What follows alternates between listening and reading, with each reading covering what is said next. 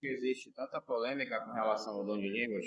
Sabe por que existe tanta controvérsia a respeito do dom de línguas? Talvez você tenha já ouvido assuntos a respeito disso.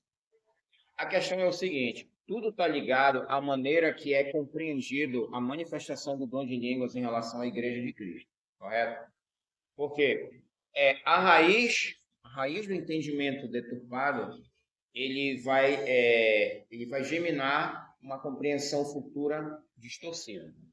Qual é a deturpação, então, irmão? A deturpação é o seguinte: que dizem que eles receberam o dom de línguas para pregar o evangelho. Isso é a coisa mais absurda que pode existir. Isso é a maior mentira que existe, é isso. Não existe. Você que defende esse ensinamento, isso não tem nenhuma... Sabe que não é nenhuma base bíblica para isso? A Bíblia tem... Presta atenção nisso que eu vou falar. A Bíblia tem 31.123 versículos. Você sabia disso? Pois é, você sabe agora. Não tem nenhum versículo na Bíblia. Você pode procurar. Se você achar, você manda de volta para mim. Irmão, eu achei. Mande para mim, que eu vou divulgar dentro do meu canal para todos verem. Você nunca vai achar nenhum versículo na Bíblia que venha dizer assim: e eles receberam o dom das línguas e através desse dom eles pregaram o evangelho a outras nações. Não existe. Afim para você que não existe, porque eu já procurei e não há base bíblica para respaldar esse ensinamento. Então, qual é a deturpação aí? Porque se nós formos analisar aqui em Atos capítulo 2, em 1 Coríntios capítulo 12 e 14, a gente vai observar qual é o verdadeiro sentido do dom de línguas. Tá? Então, nós analisamos que quando a igreja recebe o dom de línguas, que basicamente aqui em Pentecostes, em Atos capítulo 2, ali a gente compreende que as línguas se manifestaram ali, capítulo 2 de Atos, correto? E aí eles receberam lá os 120 no Pentecostes, receberam essas línguas, e aí eles começaram a falar em outras línguas, mas foi lá dentro do cenáculo, eles não fizeram isso na rua. Não tem na Bíblia nenhum texto que venha dizer que eles fizeram isso na rua.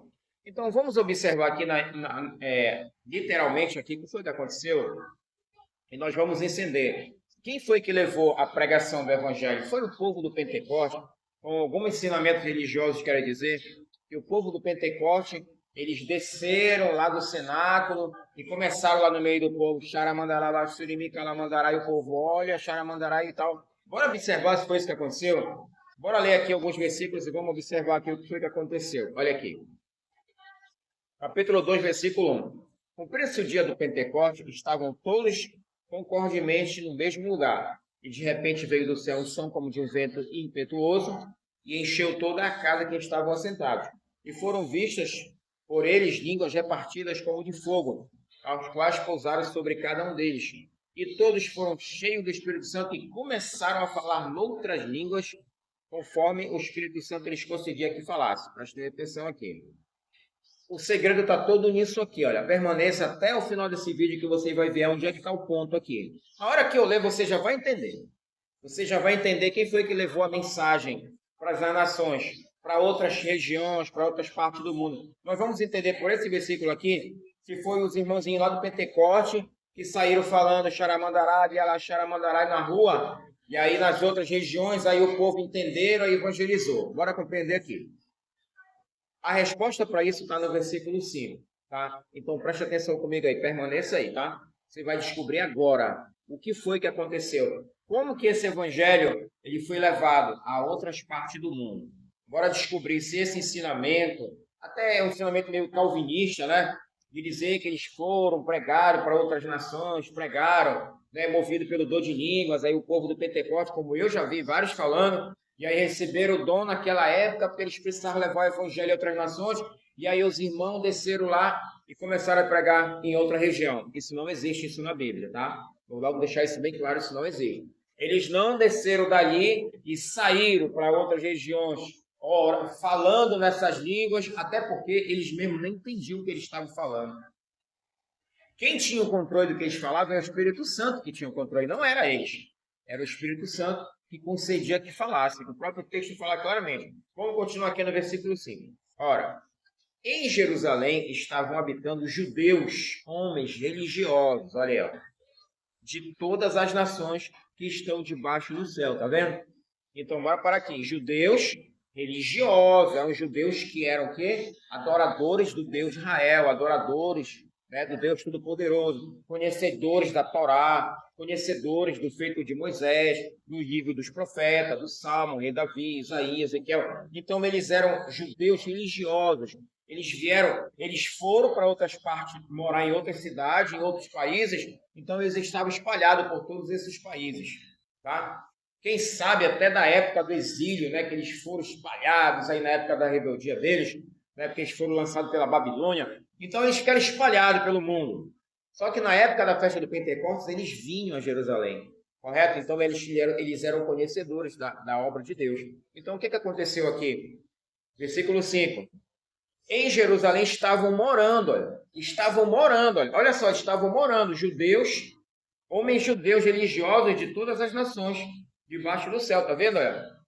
Eles estavam morando, eles não estavam só passeando, eles estavam morando, ou seja, eles vieram morar de volta em Jerusalém. Eles já tinham morado em outras nações, em outros países, né? Então vamos dizer que você está na sua cidade, você vai morar no Japão, na China, nos Estados Unidos, né? na Coreia, na Alemanha. Aí você volta para a sua cidade. Ou seja, você vem trazendo a cultura daquela cidade que você morou lá 5 anos, 10 anos, 15 anos. Você vem falando fluentemente a língua daquele país, mas também você sabe falar a sua. Então, se algo acontecer que você tem que testemunhar alguma coisa lá no seu país, e se você voltar a visitar esse local, ou para passear, ou visitar alguns parentes seus, você vai levar o testemunho de algo que você viu. E foi exatamente isso que eles fizeram. Eles viram tudo aquilo que aconteceu no cenáculo quando Pedro sai para falar para eles, correto? Quando Pedro sai para falar para eles, Pedro relata o que foi que aconteceu, correto? Então a gente vamos até aqui. Pedro relata o que foi que aconteceu. Olha, varões judeus e todos que se encontram aqui. Isso que vocês estão vendo aí no cenáculo não é o que vocês estão pensando. Esses homens não estão bêbados.